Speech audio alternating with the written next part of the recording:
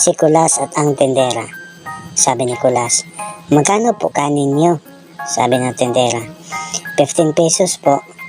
Sabi ni Kulas, yung tutong? Sabi ng tendera, libre lang. Sabi ni Kulas, sige, yung tutong na lang. Yung gulay niyo, magkano? Sabi ng tendera, 30 pesos. Sabi ni Kulas, okay, yung sabaw?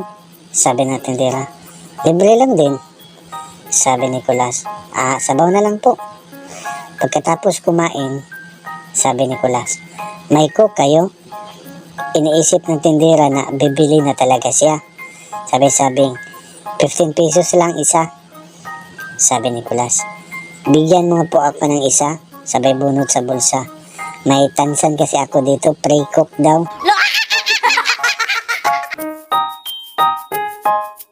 Sa mental hospital. Sa isang mental hospital, sinubukan ng doktor ang kanilang mga pasyente kung ito ay pwede nang makalabas at mamuhay ng normal. Nagdrawing ang doktor ng pintuan sa blackboard.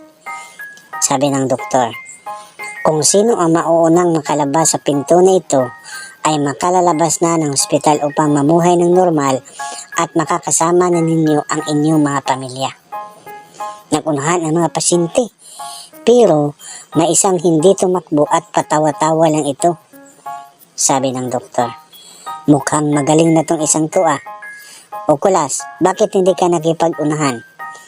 Sabi ni Kulas, mga baliw mga yan, Dok. Paano sila makakalabas dyan? Nasa akin yung susi.